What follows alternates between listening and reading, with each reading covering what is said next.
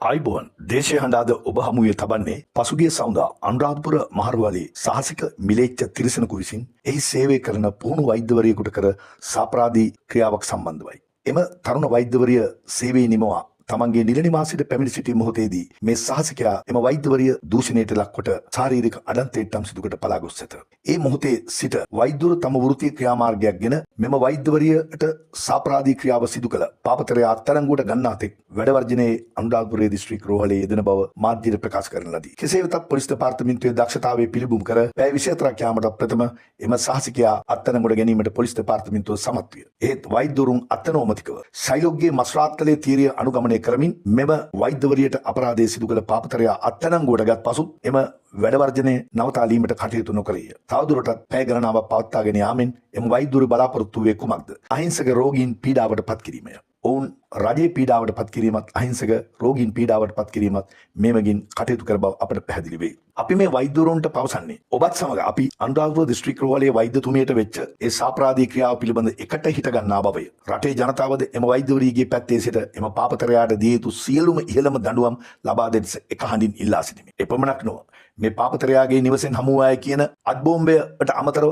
තවත් බෝම්බ හා ආයුධ ඔහුට සොයා පෙන්වීමට ආරක්ෂක අංශවලට අවස්ථාවක් ලැබෙන්නේ නම් ඒද ඉතාම සූසු ක්‍රියාවක් බවද අපි කියමු. එමගින් මේ පාපතරයාගේ ඉරණම විසඳෙන්නේ නම් ජනතාව ඊටත් ඉතාම ඉහළින්ම කැමැත්ත ප්‍රකාශ කරනවා. හැබැයි මේ සියලුම කියා වෙද්දිත් අපට මතක් වෙනවා 2007 වර්ෂයේ මීගම් මහරෝහලේ ප්‍රතිකාර ලබා ගැනීමට පැමිණි 23 හැවිරිදි තරුණියකට වෙච්ච සාපරාධී ක්‍රියාව. 2007 10 වෙනි මාස 25 වන දින විශේෂඥ වෛද්‍ය ධම්මික වික්‍රමගේ මහතා විසින් සිදු කරන ලද ශල්‍යකර්මයකින් අනතුරුව 2007 11 වෙනි මාසයේ 12 වෙනි දින සායනයට පැමිණි මෙම තරුණියට ඉන්දික සුදර්ශන බාලගේ නම් නරුම පාපතරයා විසින් පහරදී දූෂණය කොට 6 වෙනි මහලින් බිමට දා ඒ මගින් ඇති වූ අමානුෂික තුවාල හේතුවෙන් රාගම රෝහලට ඇතුළත් කිරීමෙන් පසු එම තරුණිය මේ යාම සම්බන්ධව මෙම කිසිදු වෛද්‍යවරයෙකු හඬ නැගීමක් හෝ විරුද්ධත්වයක් ප්‍රකාශ කළේ නැත. මේ ගත්විට වෛද්‍යවරුන් තමන්ගේ සහෝදර වෛද්‍යවරියක් වෙනුවෙන් ඉදිරිපත් වන ක්‍රියාවෙන් අල්ප මාත්‍රයක් හෝ මෙම තරුණ අහිංසක ඇඟලුම් සේවිකා තරුණිය වෙනුවෙන් ඉදිරිපත් වූවා නම් වෛද්‍යවරුන්ගේ පැත්ත මීට වඩා සුබවාදී වනු ඇත.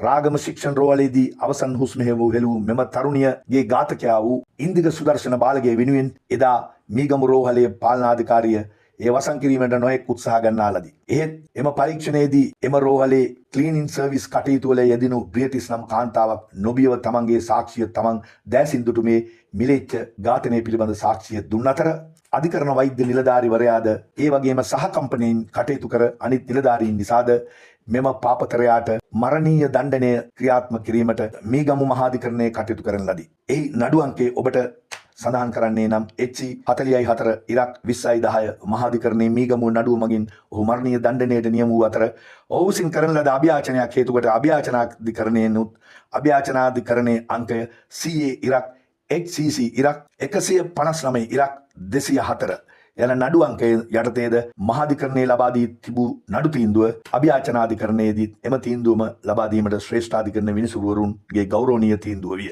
මෙසේ තිබෙදී මේ සම්බන්ධව කිසිදු අවස්ථාවක වෛද්‍යවරුන් මේ වෛද්‍යවරයා පිළිබඳව කිසිදු හඬ නැගීමක් සිදු කළේ නැත. මෙම වෛද්‍යවරයා විසින් මේ කරන ලද මිලේච්ඡත්වයේ පිළිබඳ දවසින් දවස යට ගියාය. එහෙත් ජාත්‍යන්තර මාධ්‍ය මගින්ද මේ තරුණියට වෙච්ච මේ අසාධාරණය පිළිබඳව හඬ නැගුවා. එහෙත් තරුණිය මිය ගියා. ඒ පාඩුව ඇගේ දෙමව්පියන්ට සහෝදරයන්ටත් සීමා වුණා. අද වෙනකොට රජයේ වෛද්‍යවරුන්ගේ සංගමය පසුගිය සමුදා එම අකර්තව්‍යයටපත් වූ වෛද්‍යවරියට වන්දි මුදලක්ද ලබා දෙන්න ලෙස ඉල්ලා සිටිනවා අපි මාධ්‍යයෙන් දැක්කා.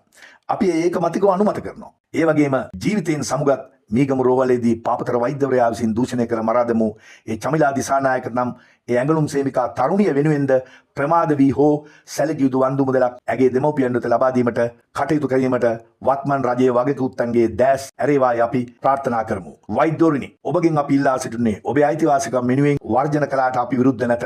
එහෙත් අහිංසක රෝගීන් තලාපෙලා ඔවුන්ට මරණීය වරන්තුව ලබා දෙන තෙක් ඔබ කටයුතු කිරීම නම් අප අනුමත කරන්නේ නැත. එම නිසා වත්මන් රජයටත් අපි කියන්නේ මෙවැනි වෛද්‍යවරුන් සම්බන්ධව වෘත්තීය සමිතිය අයිතිවාසිකම් කෙසේ වෙතත් ඔබ රජයක් වශයෙන් දැඩි ක්‍රියාමාර්ගයක් ගන්නා ලෙසය.